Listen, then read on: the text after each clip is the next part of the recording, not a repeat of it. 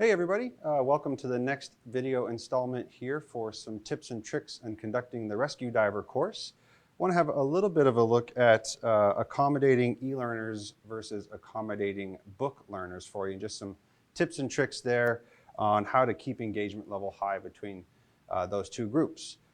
Before we discuss that, just as a reminder for you all, if it's been a little while, in your PADI instructor manual here, you'll see in the Rescue Instructor Guide section here. In section 2 for knowledge development, there's some helpful reminders here on where to start in accommodating digital learners versus book learners here, right? So obviously for digital learners, they're going to complete assessments in their own time, but you want to make sure that as the instructor you are checking their e-records prior to their arrival with you in person, and making sure that they've completed everything that they need to. And before they get to you, maybe you remind them on some sections they need to go back and fill in a little bit more detail.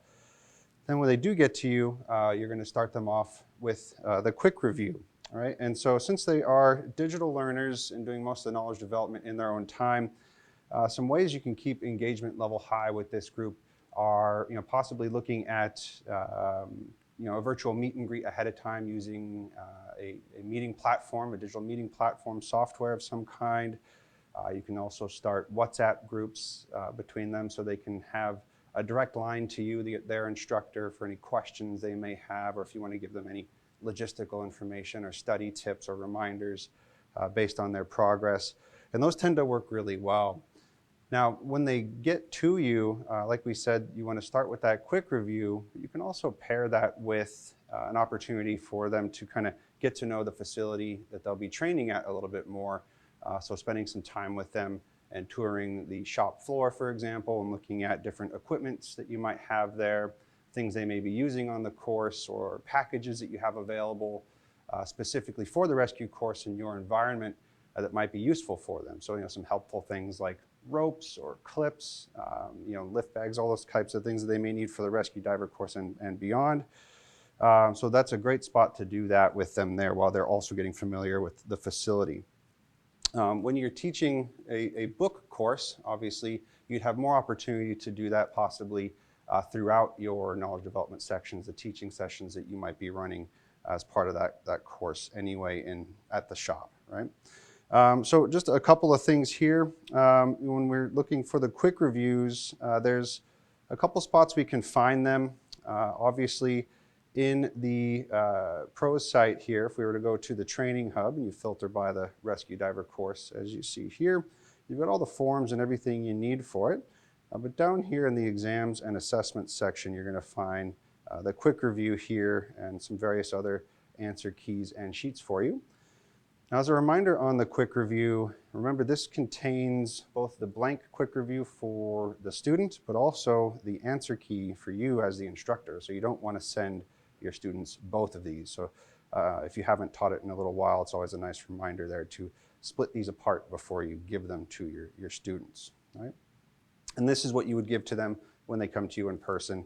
Again, if they're a digital learner, maybe you pair that with an orientation of some kind where you review this, any questions they have from e-learning, make sure that their comprehension is 100% on anything they may have missed here, and we at least 80% on the quick review to move forward, right?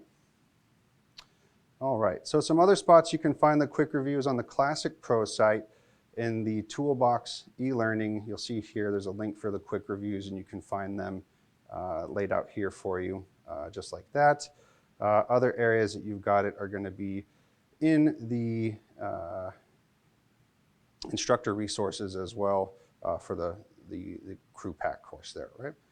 All right, so all sorts of different ways to keep engagement level nice and high throughout. Some other things you want to discuss with them obviously are going to be continuing education opportunities. And there's some nice tips actually laid out for you here, some primers in the guide to teaching on page 58 here. In the sequencing, it's actually kind of giving you some ideas on integrating or sequencing Con Ed opportunities throughout their rescue training. So one opportunity there, obviously, they need to have a first aid and CPR credential, so the EFR primary secondary care course obviously is a no-brainer for that. If you are integrating that as part of the rescue diver training, Ideally, you want to have that completed before rescue exercise 7, where they're going to be practicing resuscitation techniques. You can also integrate in things like the emergency oxygen provider course, right, which will help even credit for certain exercises, in this case exercise 9, first aid for pressure-related injuries and O2 administration. So it's kind of a 2-for-1 there. We're also expanding on their personal development opportunities. There could be other specialty courses you may want to incorporate here if they're going to be carrying on to your Dive Master program, so things like the deep and possibly search and recovery courses, which will help build out additional skills for them as rescue divers, and also moving in towards that rescue course for some of those workshops as well. All right, so for book learners, some other helpful tools, obviously, as a reminder, you've got the prescriptive lesson guides here, which you can use to review knowledge reviews they may have completed or to remediate those as you're familiar with. There's also a nice tool here to use in orienting even some of the digital learners when they get to you for some of the practical elements. So you can review what they can expect for the rescue exercises here by exercise, and then kind of walk through these, as Alan mentioned, for dry workshops, and knowing how to set those up a little bit more detail there for you, which is a nice tool. And again, we've also got a similar tool here for the scenarios where you can review how that's going to be set up, maybe discuss their emergency action plans, those types of things as well. Alrighty, and then finally, obviously, the exam.